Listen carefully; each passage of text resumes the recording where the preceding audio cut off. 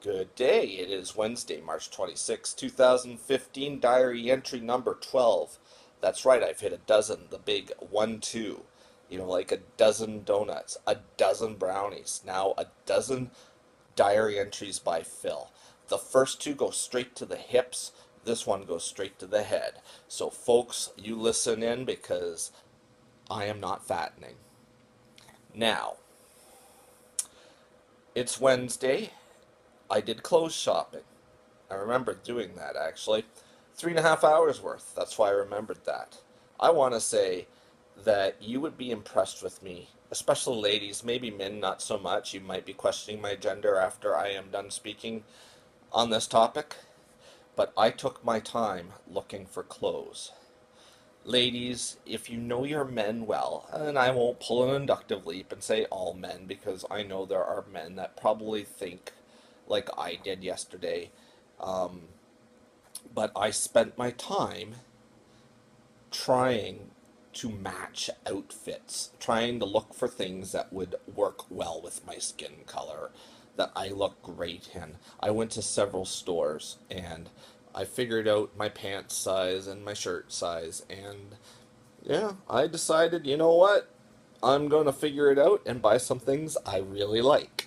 So, two t-shirts, two long sleeves, a hoodie, a vest, and a nice pair of brown pants later, I'm a happy man.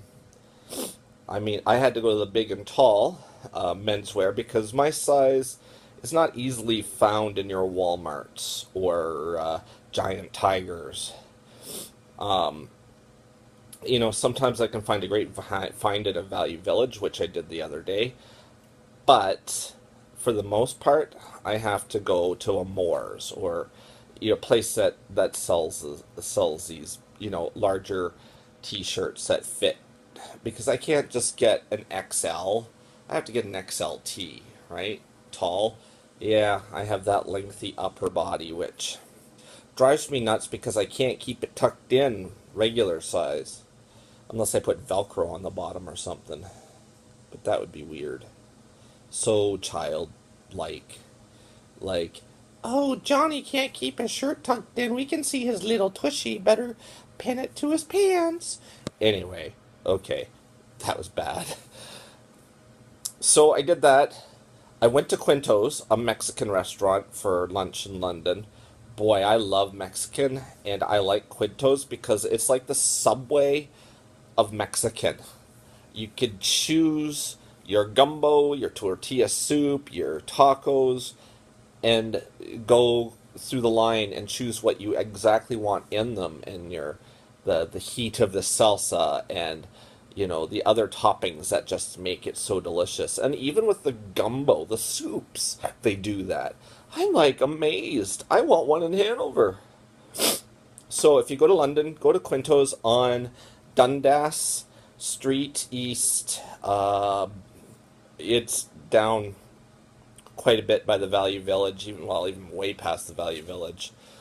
Basically on right across from where the Moores and the Walmart is on Dundas. Anyway, so there's my plug for Quintus.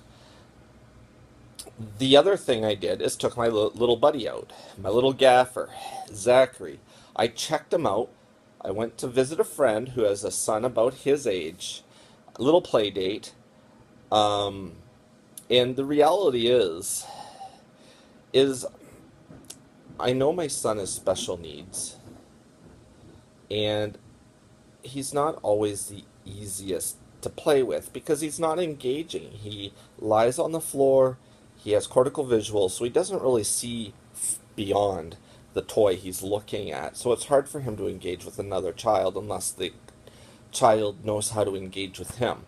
Support workers know that if they reach their hand in and play with the toys, he will engage back. But kids, not so much. They don't understand that they have to put a lot of themselves into it to engage him, to almost be selfless. Kids don't really think selfless a lot. They think about themselves a heck of a lot more. So really, yesterday, you could see, the kids were playing in different areas, and sharing was a bit of a difficulty. But Zachary was a happy camper, laying on the floor, playing with the toys. It was very fun to watch him do that. Well, I had some good conversation myself. It's nice this week just to get out and talk to people, not feel like I have to be anywhere, and just enjoy myself. And so my thought, just in the frame of special needs, um, some of the challenges I obviously deal with, um, is that, as a special needs father, I always want to make sure that my son is engaged with his community, with his surroundings. I want to tell you, when you live your life under stress, that in and of itself is a heavy workload. Because Zachary is the type of kid who cannot engage himself or even get himself out because he's not mobile to engage with the community, it is really on myself or anyone I hire as his workers to get him out and engage him. He goes to daycare where he gets engaged with the kids there, and he has a one-to-one worker who loves him dearly, and I'm thankful for that. But to learn social responsibility and manners and how to be in public, it takes a lot of effort on a parent's part all the time to you know be there with the child to make sure that they are engaging properly, that they're not doing something that um, is socially unacceptable, or a risk to themselves, that they're always safe, that they're never in a vulnerable position. To teach them how to say hi, how to say bye, how to play properly, um, how to dissuade their fears when uncertainty happens. And Zachary, with cortical visual impairment, doesn't see well around him. So it's easy for him to not completely understand his environment and what's going on. And if something suddenly happens or there's a loud noise, or his sense, he gets really upset and he gets really tense quickly, and he gets into the stress pose where he grabs his back of his head and he looks scared. Wow. I can only imagine what he's thinking because he doesn't completely understand everything. And the one thing, now that I'm getting a lot more rest, this is the sort of stuff I have to think about. In terms of care for my child, I want to make sure I hire someone, who's good at care. But in terms of engaging my child, when I hire someone, I have to also hire someone who knows how to have my son in not only be engaged with him personally, but engaged with the community and teach him things. And in today's world, there's not a lot of people that really understand or know how to do that, because a lot of people just have a hard time getting past the whole special needs thing. I mean, it's certainly not the 70s where parents left their kids at the doorstep of an institution and forgot about them. This is 2015. Most parents have their kids at home and they're just trying to make their way around this crazy world with them. And I understand that because I am a support worker, I have an advantage that some parents don't because I know where resources are. But a parent that has no experience with special needs, may be very isolated or introverted, not resourceful, they will struggle because I'll be honest with you, if the government doesn't give the resources or brings people to the doorstep that help find the resources people need, and then also convince them that it's appropriate and acceptable practice to have whatever the child needs come into the home. So You know, because some parents don't like strangers coming into their home. It's just the way they are, right? I wish to say everyone was like me, where I'm like, here, come on in, you know.